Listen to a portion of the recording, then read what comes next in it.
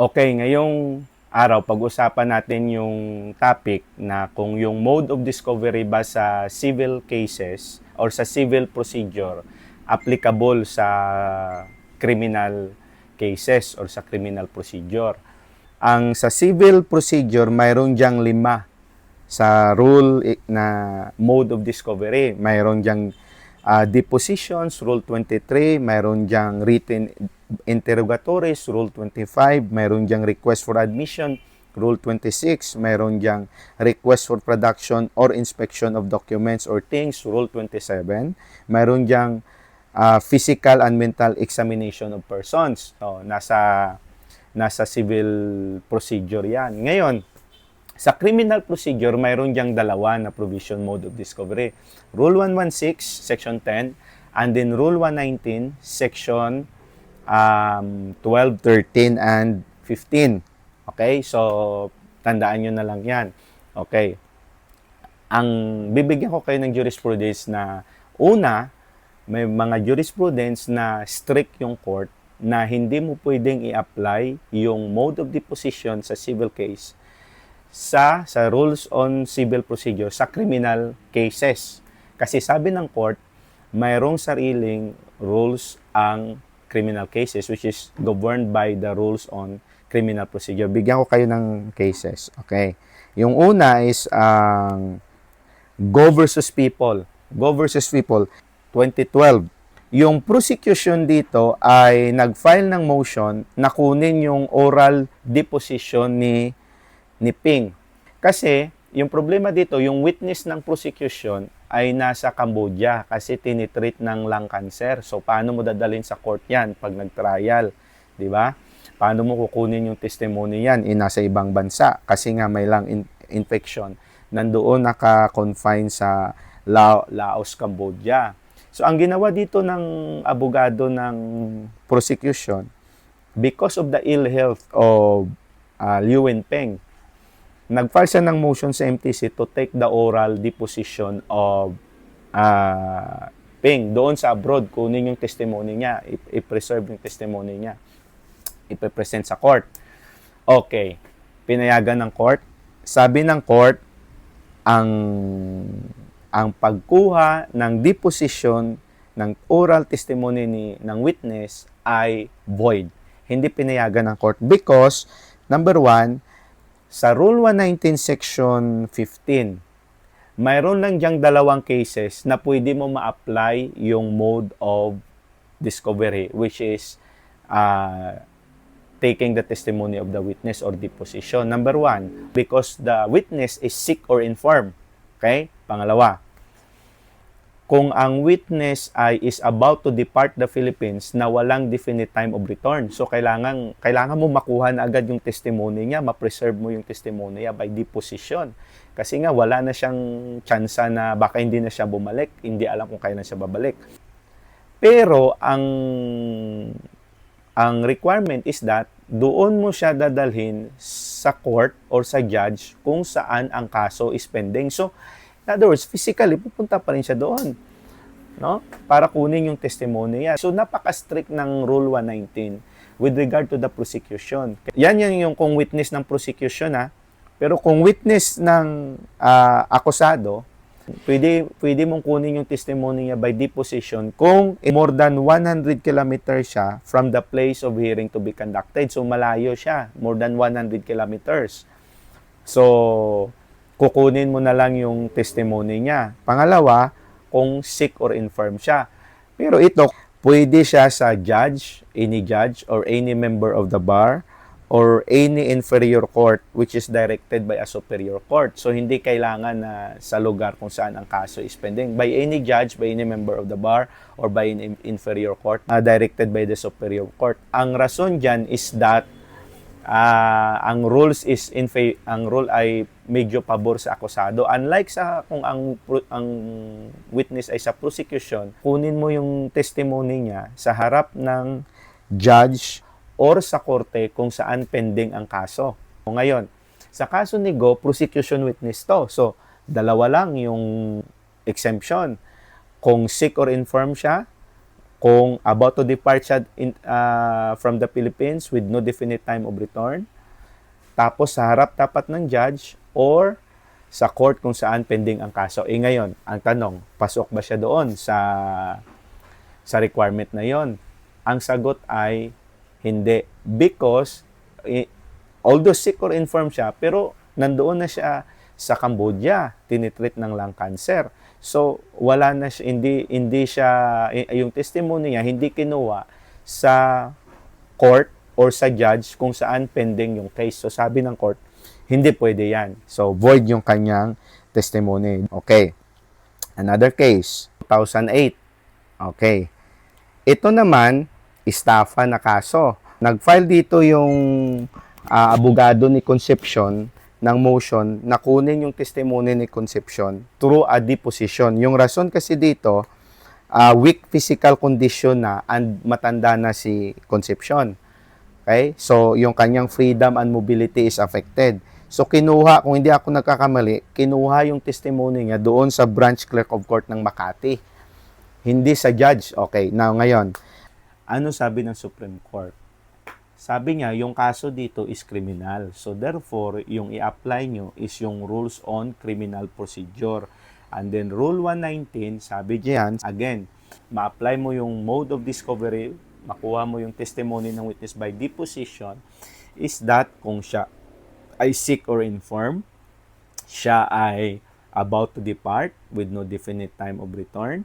Third, dapat kunin mo dyan before the judge or court where the case is pending. So dito, sabi niya void kasi hindi kinuha yung deposition niya. Kung sick or infirm man siya, dapat doon sa court or sa judge kung saan pending yung kaso. Okay? Again, hindi in-apply ng court yung Rule 23 sa civil procedure. That is sa 2008 na case. Ngayon, so yung 2008, 2012, strict yung court. But comes the 2019 case of Mary Jane Veloso. Ito, People versus Sergio and Lacanilao. Alam niyo naman yung nangyari, di ba? Pumunta siya doon sa abroad, nag-promise na bigyan siya ng trabaho sa Malaysia. Pagdating sa Malaysia, wala daw trabaho, sabi ng nag-recruit sa kanya, sabi ni Maria Cristina Sergio. And then, sinabihan siya na binigyan siya ng holiday 7 days doon sa Yogyakarta, Indonesia. Pagbalik niya daw sa Malaysia, mayroon na siyang trabaho. Pero nang binigyan siya ng luggage, no? Hindi niya alam na yung luggage na yon mayroon palang laman na 2.6 kilogram na heroin. So, imagine niyo yon. So, pagdating niya doon, syempre, inapprehend siya. Kaya, mag-ingat kayo sa mga ganyan. Baka maipit kayo sa mga ganyan, no? So, pagdating niya doon, nahuli siya, and then, later on, na-convict siya by death sentence. Ang malala doon, kasi sa Indonesia, yung death sentence by firing squad. So, nasa death row na siya. So dito sa Pilipinas nahuli si Sergio at si Lacanilao, patong-patong na kaso yung pinail sa kanila ng DOJ. Ngayon, ang problema kasi yung makadidiin sa akusado yung matibay na testimony ni Mary Jane. The problem is that nandoon siya sa nakadetain sa Indonesia. Paano ngayon yan? Ang galing ng ginawa dito ng DOJ. Nag-file sila ng motion na kunin yung testimony ni Mary Jane doon through written interrogatories. In-apply nila yung Rule 23 ng civil procedure, taking of deposition. Okay. So, pinayagan. And then, syempre, inoppose hanggang sa umakyat yung kaso sa Supreme Court. Now, yung 2008 na case ni Go versus People, yung 2012 na case ni Concepcion, na hindi nag-apply ng Rule 23 sa civil case sa criminal cases, dito sa case ni Mary Jane, nirelax ng court yung strictness ng rules. In-apply yung civil procedure sa criminal case. Kasi ang sabi ng court, isa lang, because of the extraordinary situation of Mary Jane Veloso. This is an extraordinary situation, therefore, kailangan nating i-apply, kailangan makuha yung kanyang testimony. So, ni-relax. In-apply yung Rule 23 sa criminal procedure.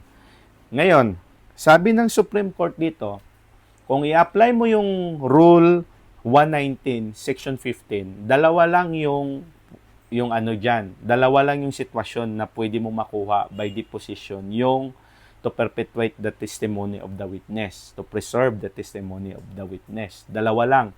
Kung sick or infirm siya, or he is about to depart from the Philippines with no definite time of return, hindi mo alam kung saan kailan siya babalik, pwede mong makuha yung testimony niya by deposition. Pero kailangan sa harap ng judge or sa court kung saan yung case saan pending yung kaso. Kasi prosecution witness to. Okay. Ang tanong, sabi ng Korte Suprema, nabilong ba sa kategory na dyan si Mary Jane? Hindi naman siya sick or infirm. Worse, hindi din siya about to depart kasi nga wala na siya dito sa Pilipinas.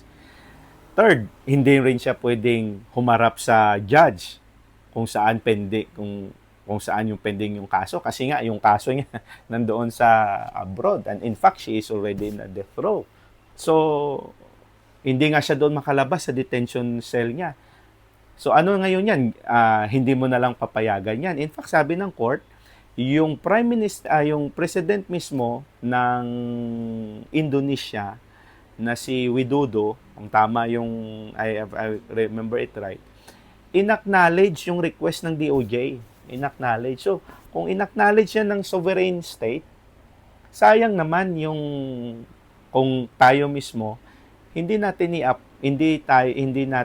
i-avail yung opportunity. In fact, the head of state himself acknowledged na pwedeng kunin ang testimony niya through written interrogatories, but only with certain conditions. So, sabi ng court, i-relax natin, i-apply natin yung Rule 23, yung Rules on Civil Procedure, mode of discovery ng civil procedure sa criminal case because nga, this is an extraordinary circumstance. Pangalawa, okay, sabi nga, the court held that Rule 23 of the Rules of Court may suppletorily be applied in criminal proceedings in the case of Mary Jane Veloso. Ito pa sinabi ng Supreme Court. Second, sinabi ng Supreme Court na the prosecution is also entitled to due process because due process cuts both ways. Kung ang akusado, sabi nila, kailangan may rights ang akusado to confront the witness, yung worry nila dito, kasi under the Constitution, may right yung akusado to confront the witness face to face. So kung doon kukunin abroad,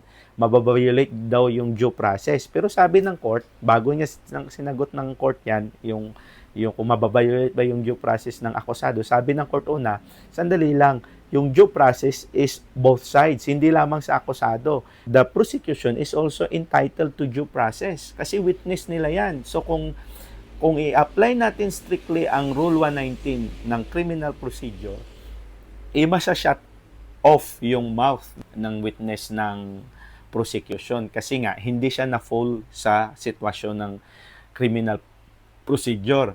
O di kung hindi na makuha yung testimony ng witness na yan para ma-convict yung akusado dito sa Pilipinas, parang inalisan mo na rin ng due process yung prosecution. Sabi nga, patas yung due process because due process must be availed by the parties. Each party must be given a day in court. Yun yung sabi ng Supreme Court. So kung sumisigaw ka ng due process, ang prosecution may right din to due process. So payagan natin. Pangatlo, hindi rin mababiolate yung due process ng akusado because sabi ng Supreme Court, may right naman kayo to cross-examine sa pamamagitan ng mag-submit din kayo ng objection nyo through written, no? Written objections nyo. Tapos magro-rule ang judge. Tapos yung ruling ng judge sa mga objections nyo, yun lang yung questions na isa-submit doon kay Mary Jane para kunin siya, para sagutan niya. Para ma-preserve yung testimony niya. Pangalawa, yung judge to observe the witness of the behavior of Mary Jane habang sinasagot niya yung mga written inquiries sa kanya, written questions doon sa abroad, nandoon rin ang sabi dito, ang trial judge ay present din sa time na sasagutin ng witness yung mga questions sa by written interrogatories. Kasi sabi sa decision, the second purpose of the constitutional right of confrontation has likewise been upheld because as aptly stated in terms and conditions for the taking of deposition, the trial court judge will be present during the conduct of written interrogatory. So, all in all, na-satisfy pa rin yung constitutional right ng akusado to confront his or her accuser. So, the right to confront the witness. So, I hope nakatulong kaunti. That's all. God bless.